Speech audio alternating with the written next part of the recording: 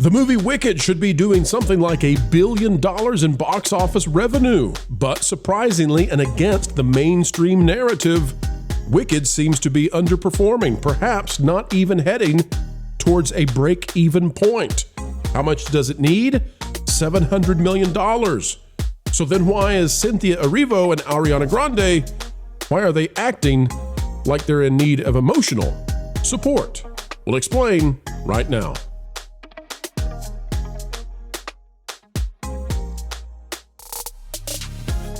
Hello, ladies and gentlemen. Happy Thanksgiving week. Happy Black Friday. Happy, what do we say?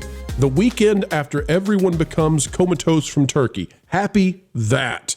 It's the holiday season, and we are talking about the season of Universal perhaps freaking out because Cynthia Erivo and Ariana Grande won't stop freaking out, and not in a good way, crying still, even post-release in every single interview they seem to do.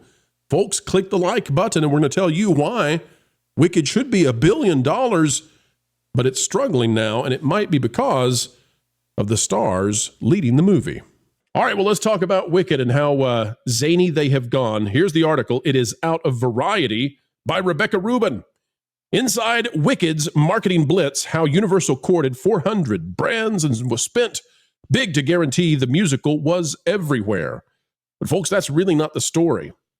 The story is that Cynthia Erivo and Ariana Grande are performing so poorly in the marketing of this that I think it's actually damaging the film. And we'll talk about why in a moment, but I have a theory. And so everybody, I want you to stay with me for a moment. I just want to say that I have a feeling deep inside of me, we've made that joke before, that Ariana Grande is pretending to be crazier than she actually is because she's stuck with Cynthia and she is crazy. We'll talk about it in just a moment. It says, so if you care to find Wicked, look just about anywhere. You'd have to be flattened by a farmhouse to miss the promotional onslaught for Wicked Part 1.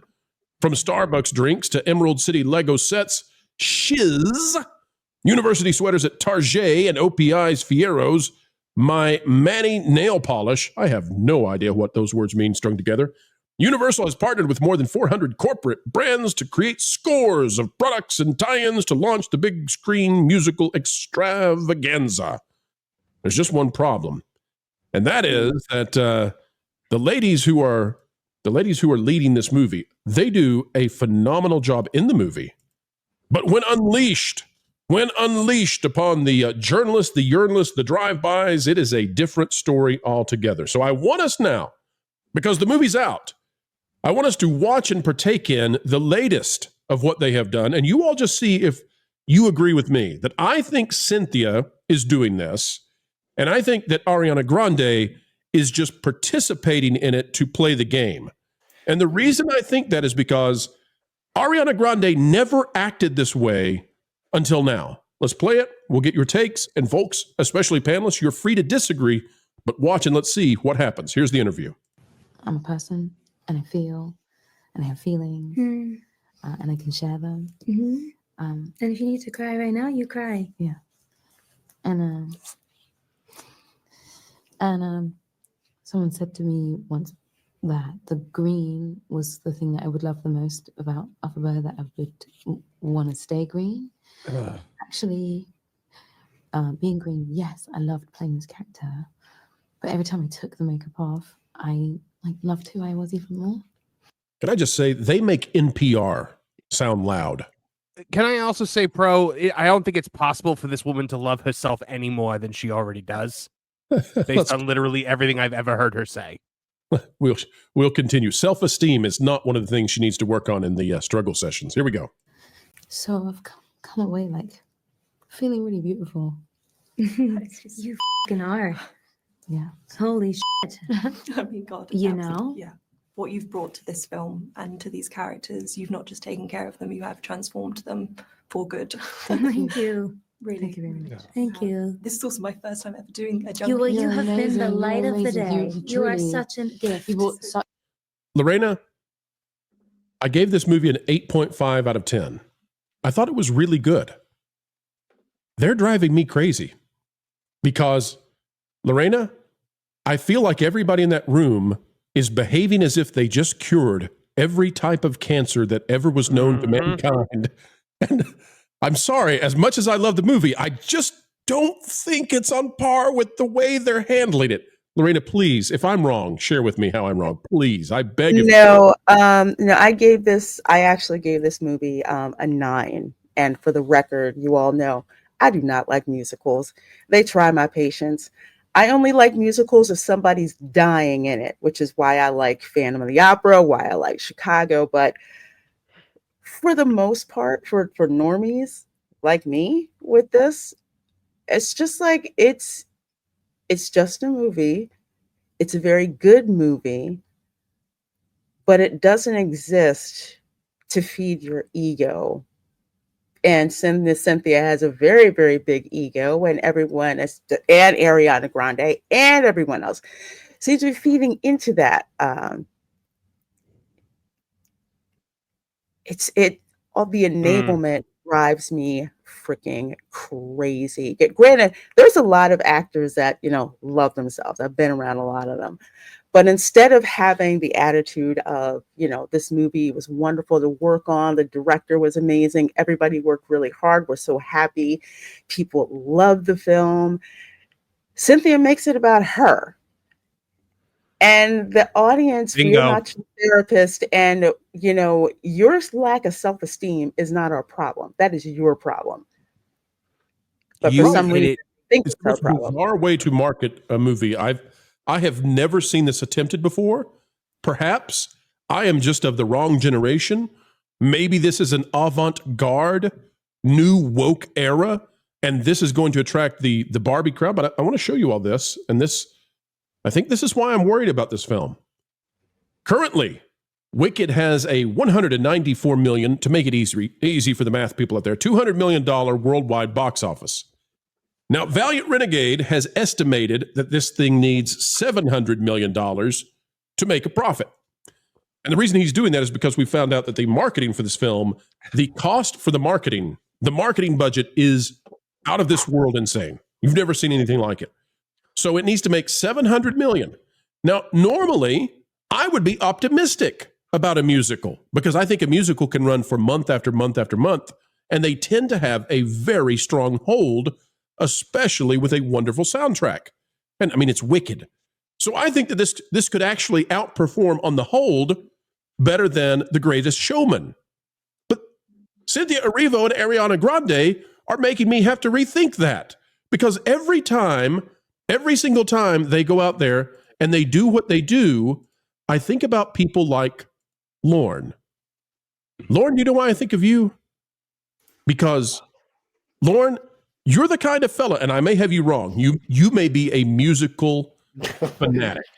Oh, yeah. Yeah, from way back. Oh, yeah. Listen, he saw Cats, and he's not stopped scratching that itch yet. Here's the deal.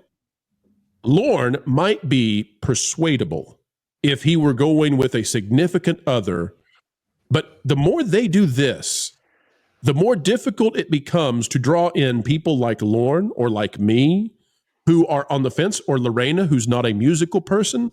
The more that they act this way, the less easy it is to pull in those who are on the margin. Am I wrong, Lorne? Well, musicals are not my thing. There's only really one musical that I can think of that I actually liked. I haven't really been paying attention to this movie. I don't really care about it one way or the other. The only thing that this marketing bit here is causing me to do is just ask, what is she wearing? This looks to me like I'm not even sure what this is. Is it a parachute? Is it a halfway reversed oversized suit? Is it Well, Lorne, we are going to come across as fuddy-duddies who don't understand fashion whatsoever. But to me, do you remember the episode of The Office where Michael Scott has the thing on his shoulder? Do you remember that? Does anybody remember that episode? Yeah. He had the lifelike sculpture of himself on his shoulder. It looks like she stole the suit that allowed him to have another head on his shoulder, and she draped that, but she doesn't have the... Anyway, you get the... All right, Marvin. Yeah. This has been just the worst press. Every time this woman opens her mouth, something dumber than the thing before. And Lorena hit it on the head. Everything is about her. It's all about her. It's all about her identity. This movie was made not to make money. It was made for Cynthia Erivo to show off and feel good about herself. She has a long-standing reputation in the theater world of being an absolute nightmare to deal with, of being incredibly rude and abusive to stagehands, of just being the single biggest Broadway diva you could ever possibly get. And I think what we're seeing here, she's fishing for people to tell her how wonderful she is, because for somebody like her, who is the lead in this movie, and let me tell you, as somebody who saw the movie and who liked the movie quite a lot, she is overshadowed 110% by Ariana Grande in this movie. Ariana Grande is the thing everyone walks away from this movie talking about. It's driving her insane. Would have to agree with you on that. Yeah, and I would also say, man, his name escapes me. His name should never escape me. Jeff Goldblum.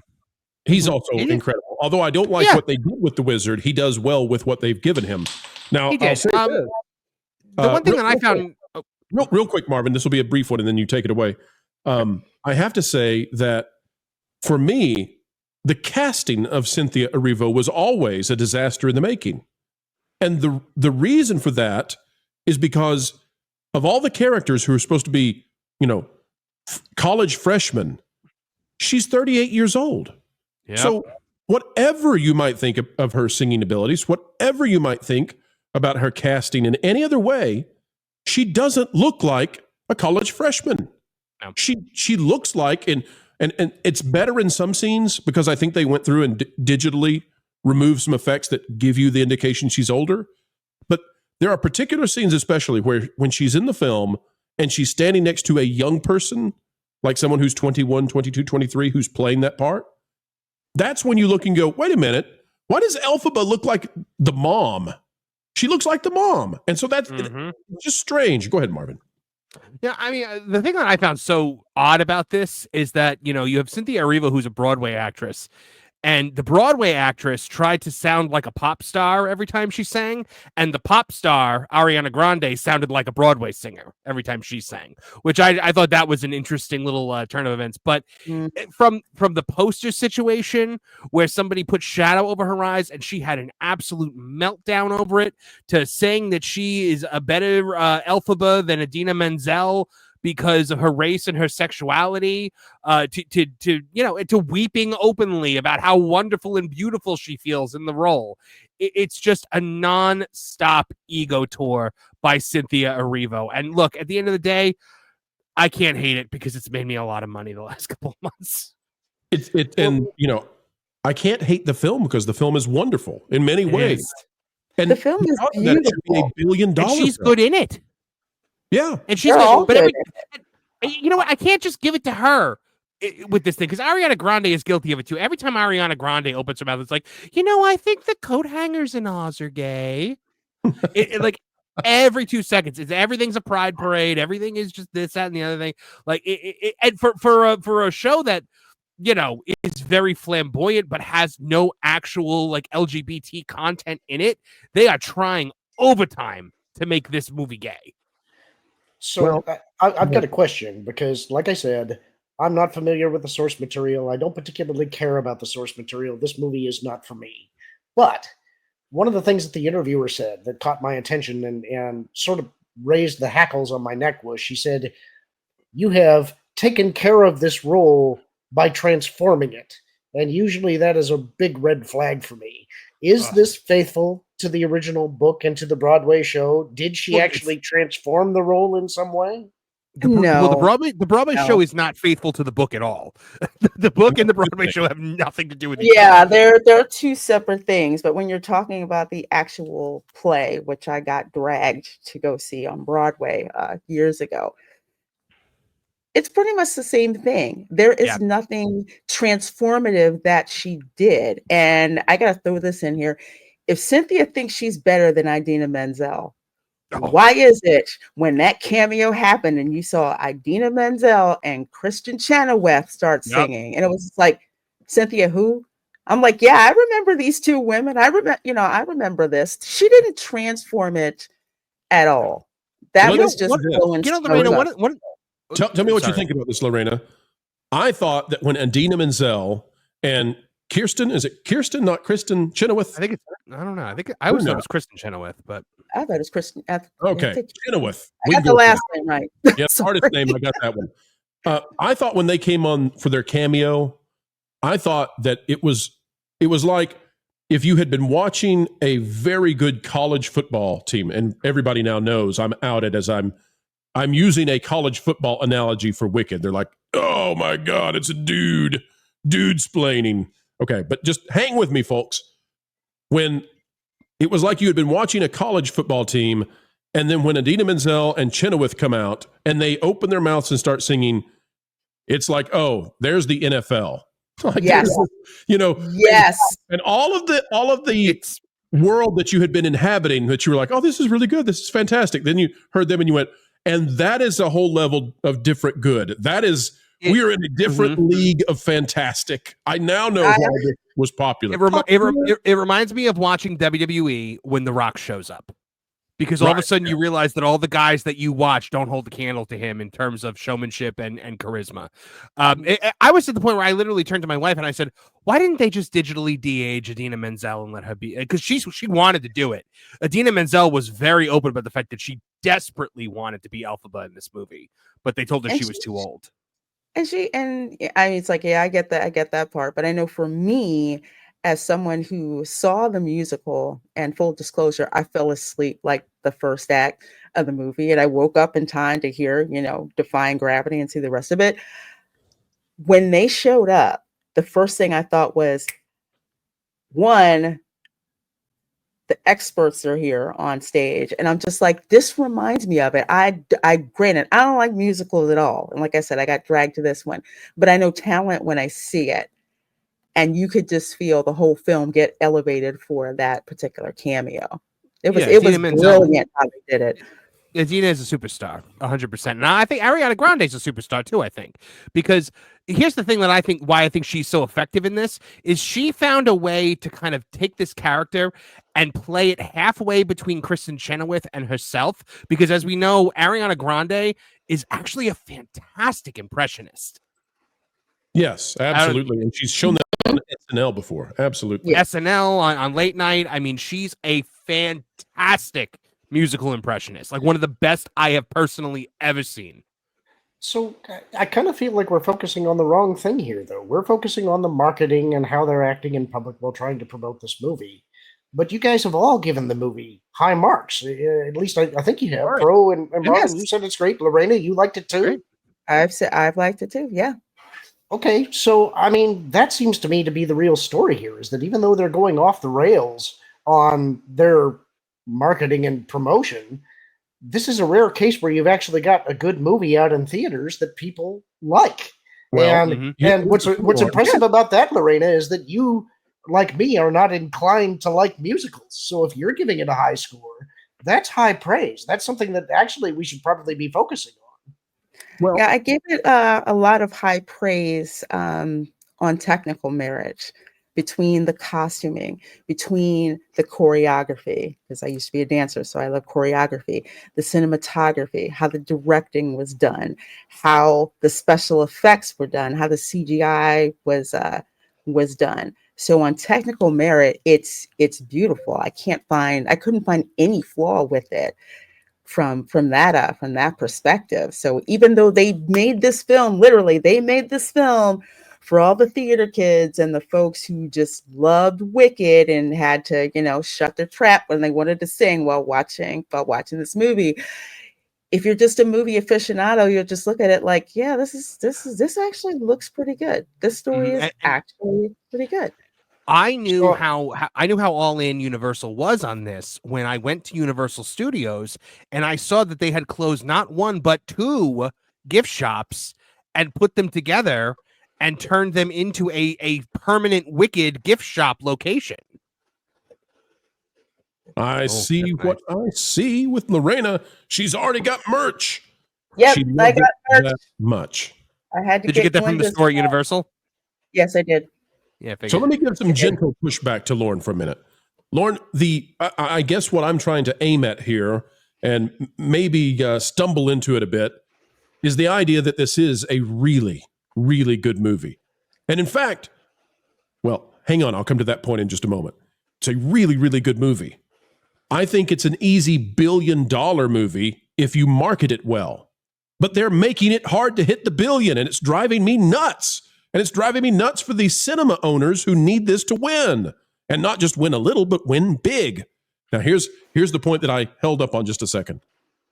We have 2 films out right now that are complete inversions of that phenomenon. With Wicked, we have a fantastic movie with terrible marketing.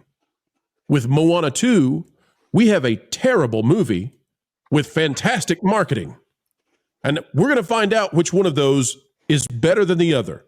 Like, can you put out just a turd sandwich, but it's on every radio station and it's the top of the social media charts? Is that good? Like, because I don't think it should be good.